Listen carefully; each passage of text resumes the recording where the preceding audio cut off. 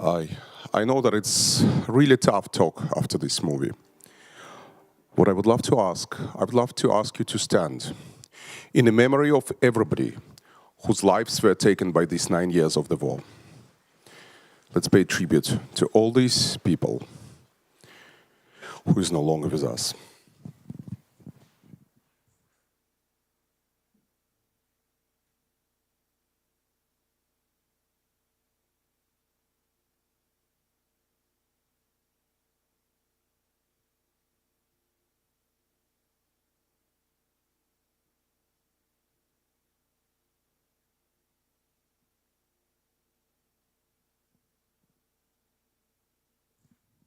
Thank you.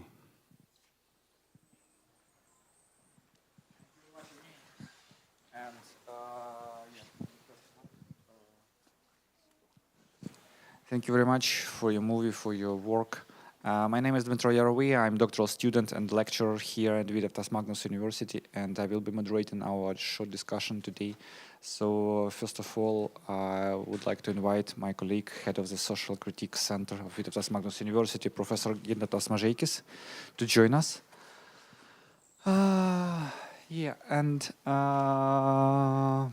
will not be asking you many questions because I think there will be more questions from the audience and from our students, from our faculty who we have here.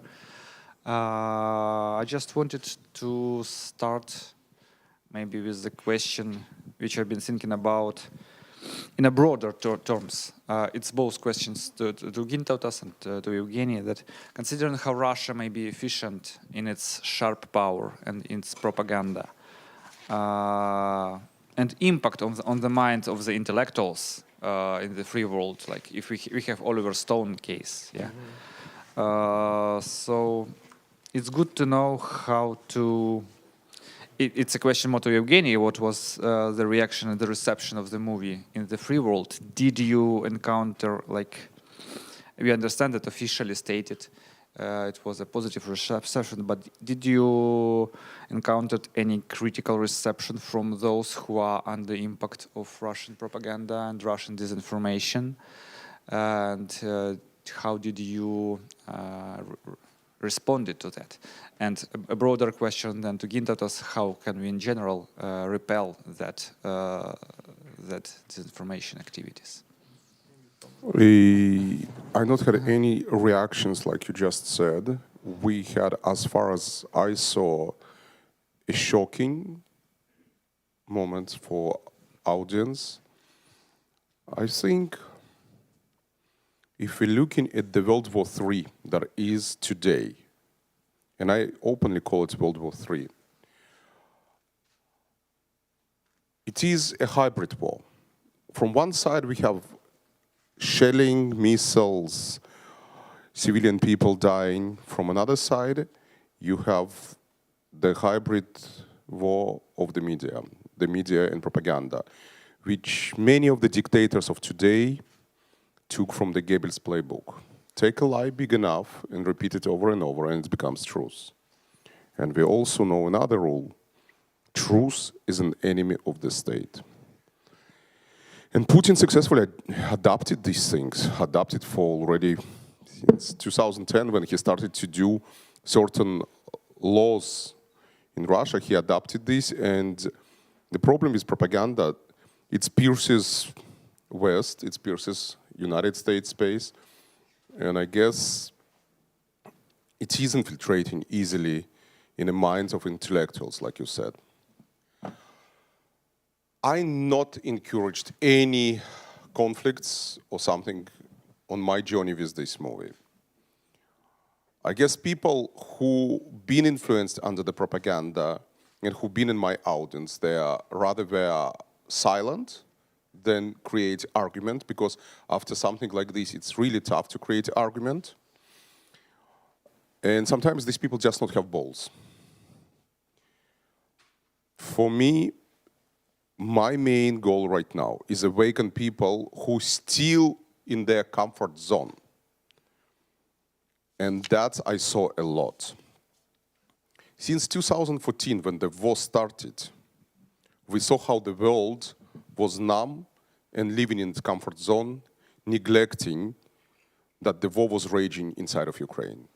And I think for me, as a filmmaker, it is important not to fight propaganda, but to bring true stories from inside, educate people, awaken their consciousness, and to try to stay united as one big family, world's big family, and to win this war, to win this World War III. Thank you. Thank you for your film. I know that many of you watched a lot similar reportage, similar documentaries. Now you see in some documentary in some sense of generalization. How could we generalize more the cruelty? And that film authors tell you, that say in the film, that there is not just cruelty, but brutal and banal. You remember that Hannah Arendt, who wrote about Nazi crimes and identified them as a banal evil. And then later Jewish thinkers discussed with her about was it banal, brutal, or just more than banal, brutal. And in this war, I heard as well a similar discussion about Russian cruelty, Russian military forces and bandits. I ordinarily call them as bandits, cruelty. And I heard a very interesting consideration that is not just banal, but bottomless evil, not sublime, not sublime evil, not without any dignity, but bottomless evil and bottomless brutality. And I think this good characterization, even better than Hannah Arendt, because we expected that some of Russian militaries could be banal, without education, without ideals, with just many of them corrupted. They would like to get some goods from Ukraine, but we didn't consider them as the people who feel pleasure, pleasure from killing or from torturing or from persecution, and with always thought that we see the bottom of evil. And next day we found that it's not the bottom. It could be even more cruel, more terrible. And at the end, many of Ukrainian analytics started to speak that is bottomless evil. We don't know where is bottom, the end of this cruelty. And you see that this possibility to consider it some Dante's hell, the circles of Dante's hell, but without bottom. Dante thought that there is only 9 circles, There is no 9 circles. This is endless of circles in this sense. So we see, and we could call that we see elements of so-called absolute evil. What does mean absolute evil? Absolute evil is ready to use a nuclear weapon at the end, or to kill everybody. And the representatives of absolute evil, just representatives of this evil, is not only Putin, but we call it Putin's circle. Some of them are from Putin's circles always repeat such words like Dmitry Medvedev, former president, quite crazy and madman, I would say. This madman, Dmitry Medvedev, every day repeats that we are ready to kill not just all Ukrainians, but all the world civilizations if we will need to do it. No people could survive if we will not win. Actually, it's his mad dreams, I would say. It's not, this is some, blackmailing of us. But from the other side, they are madmen. They could do even more terrible than they did in Ukraine. And why it is important to discuss all the time this. And I see that today discussed on Lithuanian television some events what happened in Vilnius as well in Berlin. You know that Ukrainian soldiers brought some tanks, braked Russian military tanks to Berlin and to Vilnius. And some pro-Russian forces would like to put flowers, and they organized in this one way very small incident. It's very easy to organize such kind of incidents in Berlin and much more difficult in Vilnius because more people in Vilnius support Ukraine than in Berlin, quantity or percentage. But in another way, we see that this attempts of Russian propaganda to lie, to tell very differently that you see in this film, I would say. And you watched one episode about Bucha and Irpin, that Russian propaganda blamed the Ukrainians that they just made this incendiation on the streets of killed peoples, or the second that Ukrainians militaries killed of them. And I would say in probably March and April, I heard of last year, I heard from many of simple civil Russians that they discussed openly without any propaganda that look, you know that how Ukrainians are cruel, how they are very cruel because they started to kill their own civilians in order to imitate Russian crimes. And you know that, and at the beginning was presented that Russian internet and Russian YouTube, if you would like, Russian Google and Yandex, show completely different picture than you can see here in Lithuania. That's because I always repeat for my students that you think that internet everywhere is the same. No, at all. Russians' internet is completely different. They saw absolutely different picture, and they couldn't see such film as here you watched in Russia. Actually, they could use the VPN, but in order to use, they need to be ready to use it. This is first. To have some small skills, somebody should explain for them. And I'm happy that one of the countries who prepared VPN as a program is Lithuania, you know. It was wonderful, actually, from the beginning. Probably some Lithuanians thought that is for pirate versions, you know, that will be cool.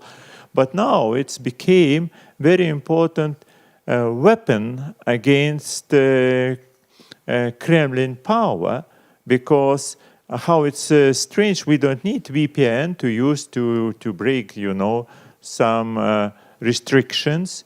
But you know what is interesting, that it's very helpful for Russian people, those who are more or less educated in St. Petersburg, Moscow, and other cities, to use VPN, which many of these programs are produced in Lithuania, in order to watch such films as here.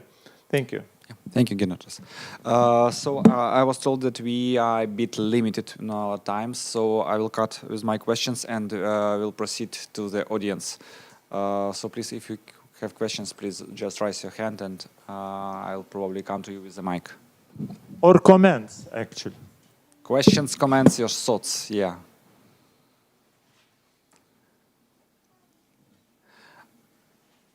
Yeah, sure. Mm-hmm. Hello, my name is Rytis. I'm from Department of Political Science, and I had a question for you actually about the tone of the movie, and that actually it looked that you were not trying to show all the atrocities committed by the Russian military. So you basically showed the angle how the civilians were suffering, but you were not trying to be too harsh on the, let's say, picturing the Russian crimes. So was it intentional? You had certain meaning, whatever. Okay, let me explain you. Mhm. I guess in this university nobody's studying movies. I was just listening about VPN and Russians are not ready. In order for movie to pierce any country, guys, the movie needs to be marketed. Winter on Fire, that was my movie in 2013-14, not became famous without marketing. And it's Hollywood. You need to use any possible platform to make people to be aware about such material, first of all. So it's not about being ready for the movie, it's about being aware, first of all, that there is something that different than the truth that they see on their TV. And then we know that sometimes what is prohibited brings too much interest. But people, first of all, need to know about the existence of the things. Now, going back to your question, I did a movie called Cries from Syria. I showed Assad's brutality and Russian brutality in Syria, which actually Ukrainians exactly suffering these days.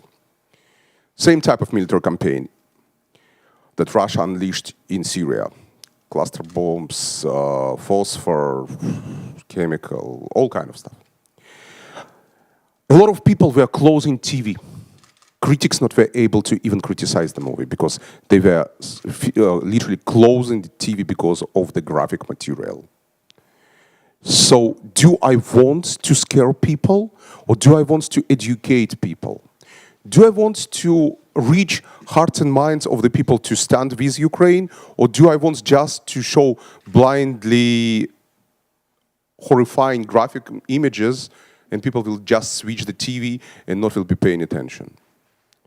And that comes also mind of the filmmaker and also somebody who need to wait what is more important.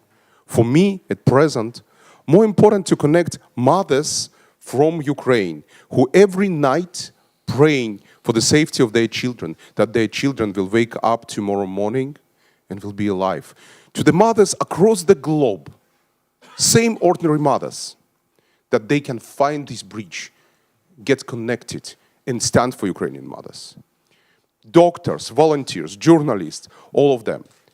To show barbarian or bottomless cruel, like we just heard, versus humanity that are on the other side. And I guess that was my motivation to do it this way. Because by this, I can reach much more people and make them to awaken around the situation of the war.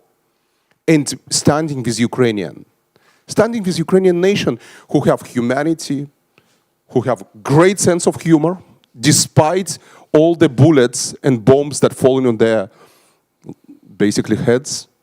I just was in Kyiv. I had premiere in Kyiv a few days ago. And you know what? My friends welcomed me. Despite it's a war, we had a great time. And you know what? That's what I wanted to show. Exactly like one of the medics said, we're welcoming friends. We're welcoming with love our guests. But the people who came with the weapon to our land, they're not welcomed. They need to go. And we will be fighting. So I think I wanted to show these two angles of the war, appealing to the world audience and making the audience to stand towards Ukrainians. Thank you. Yeah, one more question. I will pass you mic. Hi, my name is Eduarda. I'm from Ukraine, and I want to say thank you for showing the human side of the war, because I feel like a lot of stories like that are getting lost behind the numbers and in the news reports.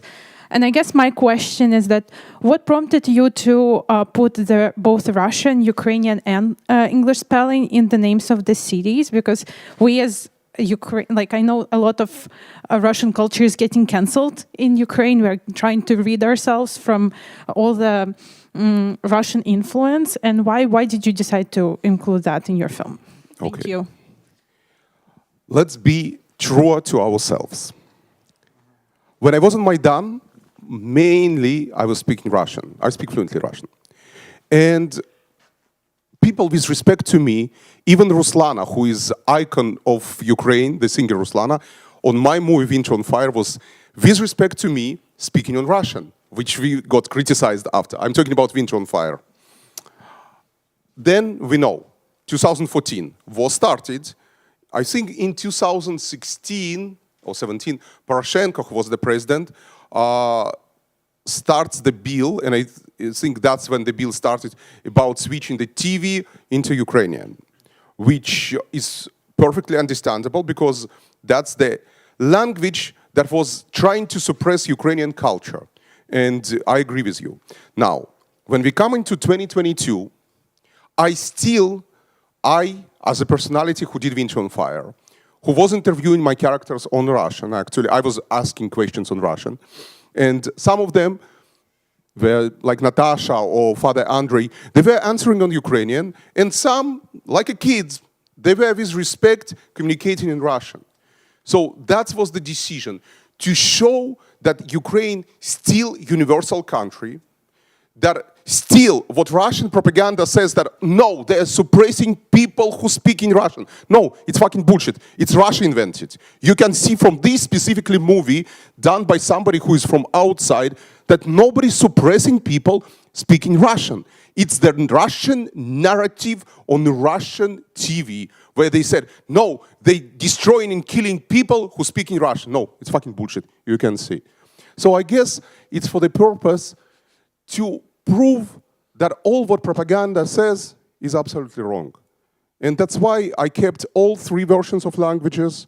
And for me, it was important because that's what I witnessed. That what I saw through the camera, through my lens, and that's what I documented. I staying true to the things. I know that almost in every screening, people asking me, how come two languages? How come we trying to do this and keep the Ukrainian? True, it's true. But in the same time, towards me, who speaks fluently Russian, who actually born in Russia and who since 91, before the collapse of former Soviet Union, I moved to Israel and then to United States. You know what? I'm not trying to position them. I'm trying to show the versatility and openness of the Ukrainian community and respect, which they showing to every guest whom they love, who is true a guest, and I guess a friend of Ukraine. Thank you. Thank you. More questions, comments? Okay, then I have some more time for mine. So, a question to both our panelists. Like the movie highlights the resilience of Ukrainians, and as I perceive it, it has a sense of urgency and call for action for the free world. How do you see should the ordinary people, like the taxpayers, the voters in the free world, how should the people on the grassroots level react to... React or do something or contribute something? React with action. Okay. With which action should the grassroots react to the war in Ukraine, to stop it? How long are you living here? In Kiev? No, here. In Kiev, I've lived for 20 years. No. Here. Here, half a year. 6 Okay, months. so you've been on Maidan. Yes. Okay, for everybody who've been on Maidan, Ukrainian Revolution of Dignity, 2013-14, everyone who've been on Maidan found something to do and contributed to their success and winning. Good. Everybody who, great, so you know what I'm talking. Same right now, everyone finding its own place, how to contribute. There's millions of ways. It's just the desire to do something. You can do something on social. You can spread things. Yeah, I presented always Maidan case, this Euromaidan case, as the example of great autonomism that everybody could organize by themselves and together. And I think in today's world, it's just a desire to do something. I don't know, send messages, send help to Ukraine, spread the word of fight propaganda, because there is a lot of stuff there is on the social media, to educate friends, to do screenings like my friends and colleagues doing these days. There is millions of things. Do fundraisings, do rallies. Again, show awareness, because the dangerous thing for our society is being numb and staying in a comfort zone. And we need to get people from the comfort zone, because otherwise, tomorrow, you may be not sitting in these seats, and I may be not doing next movies. So I guess today is the important day for us to unite and do things. And since we're talking about Maidan, since we all been on Maidan was a big poster with the big drop of water, you remember. And below this drop of water was a sign. Each of us is a drop of water, but together we are an ocean. So yes, together, with the desire to do something, we can make a change, we can awaken people, and of course, we can win this war. Thank you. Gintaras, will you comment? This power, individual and together power, I would say that I don't know, even this one synthesis of individuals' wills and being together, I think it's very important. But for me, even it's more important that you start to feel your significance only if you participate in and you collaborate. If you sit alone at home, actually, this is not only depressive, but it's dangerous. And for my friend from territorial defense forces in Kiev, later in Kharkiv, he went. Then he tell me a story about his father. He was approximately 75 years old. When he got to territorial defense forces, they said in Ukraine, "Are you too old?" And he started to explain, "Look at my physical forces. Let's try to show who has more energy here." And he proved that he could participate in territorial defense forces. And I asked my friend, why do you allow your father, so quite old, to participate in so dangerous action? And he explained me, to be in territorial defense forces is safer than to sit at home. Any questions? Good, yeah. I will pass you a mic.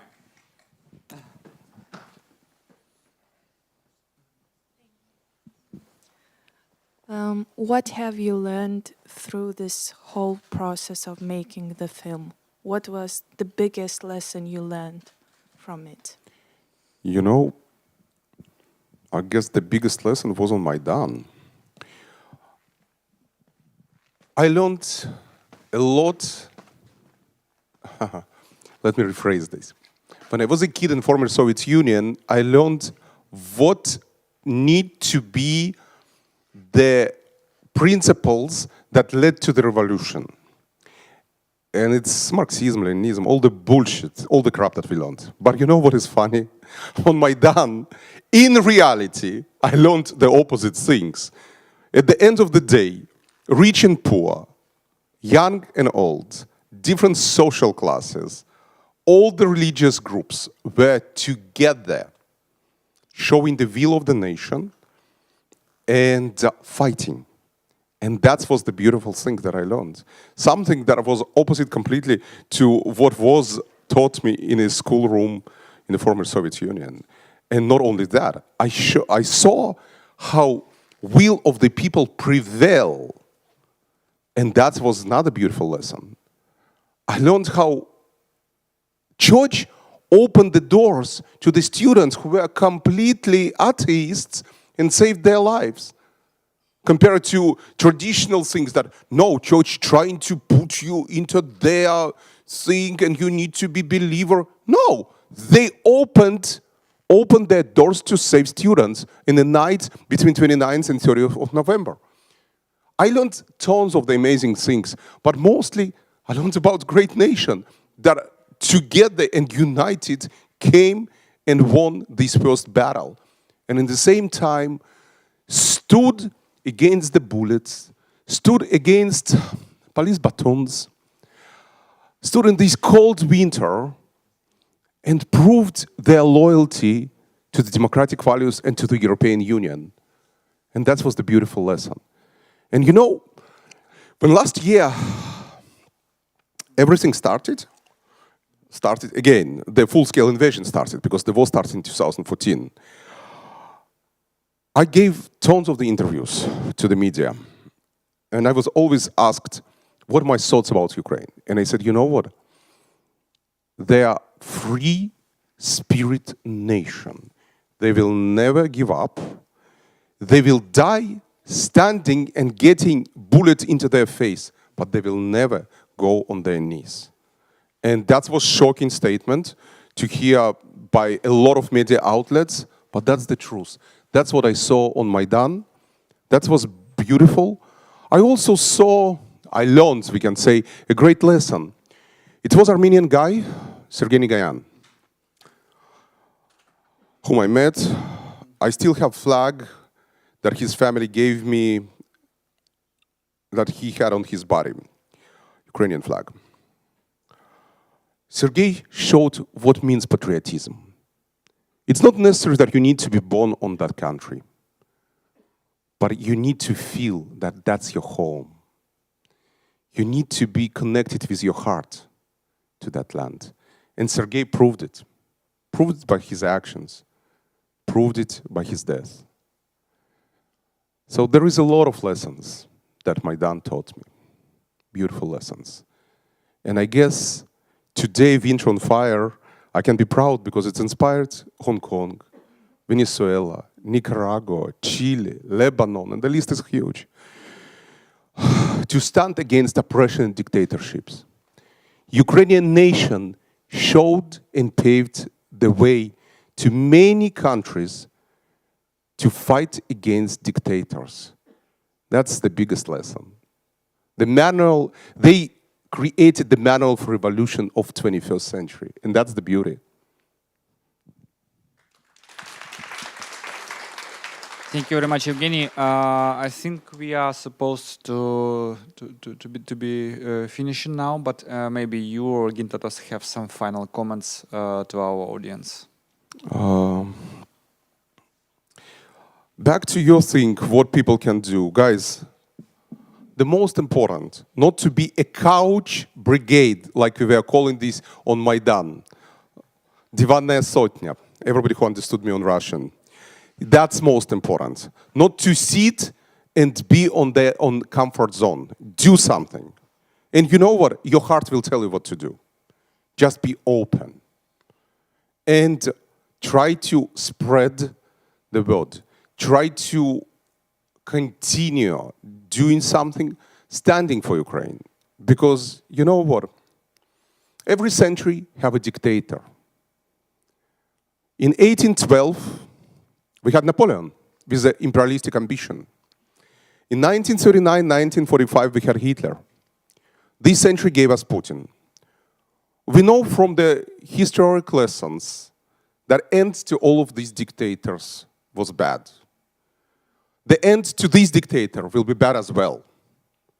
The matter how fast we will unite together and help Ukraine to win this battle for the rest of the world. Because as you saw today from a small historic lesson on my movie, Ukraine stood as the shield to European Union and to the world many times, including Batu Khan. So I think today Ukraine continues fight for the freedom and dignity, for the human rights and for the freedom of speech for the rest of the world. So please stay united, be for Ukraine, and let's together win this battle. Because we know from the history that every dictator ends bad. So it's a matter of time. Thank you. Yes.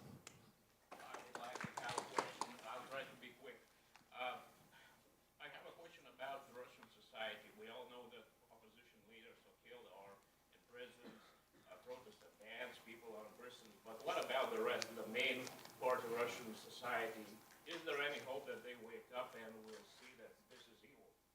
You know what? I can't answer this question because, you know, there is a couple of categories in Russia. Since I interviewed a lot of them, and some of them you saw in the movie. Some who are afraid to talk and prefer their comfort zone.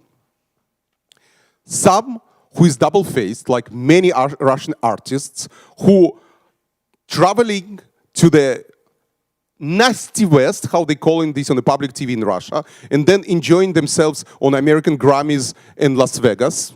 I'm talking about Kirkorov, who just recently visited in the United States and who was openly advocating for the war, but at the same time on Russian TV talking against West, but enjoying himself. And many other similar people like him, they are playing double-faced, hypocrites. And there is a people who deeply poisoned by propaganda. So there is three categories. Now, when the awakening will happen, I don't know. I think something major needs to happen to Russian population when they will have this revelation. When? It's hard for me to say. I'm not trying to compete with Russian propaganda. I'm trying to keep you and the rest of the world together with Ukraine. Because for me, it's important that all together, like on Maidan, we can win this battle. And that's much more important. And then it's up to Russian population to make a change, to decide to be still slaves under the same type of the government, and just maybe one president will be exchanged to another president, similar, and the all Russian elite will still have its own money, or they will go on the streets like Ukrainians, showing their will and bring the change. But it's up to them. And when they will when the awakening will come, it's hard to say. But definitely after the victory that Ukraine will have on Russia. Yes?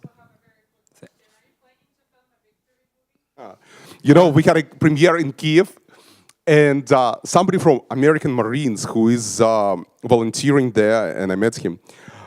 He's a medic, he's volunteering. He wrote, Evgeny did winter on Twitter, actually you can find this. He wrote on Twitter, Evgeny did winter on fire, now freedom on fire, probably the next one will be Moscow on fire. And I'm like, oh my God. That's what we are waiting for. Thank you very much, Evgeny. Thank you, guys. I wanted...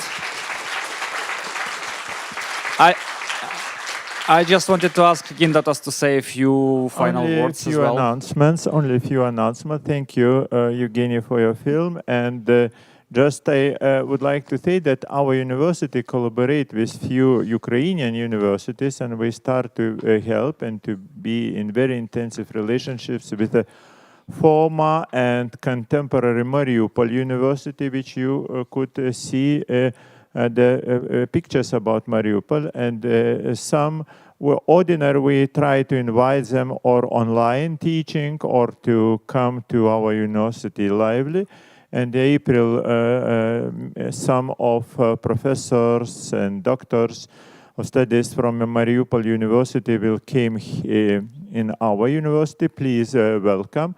We collaborate as well together with Lviv University, who helps for us as well to help, Mariupol University as well. We collaborate with former Donetsk University and contemporary Donetsk University in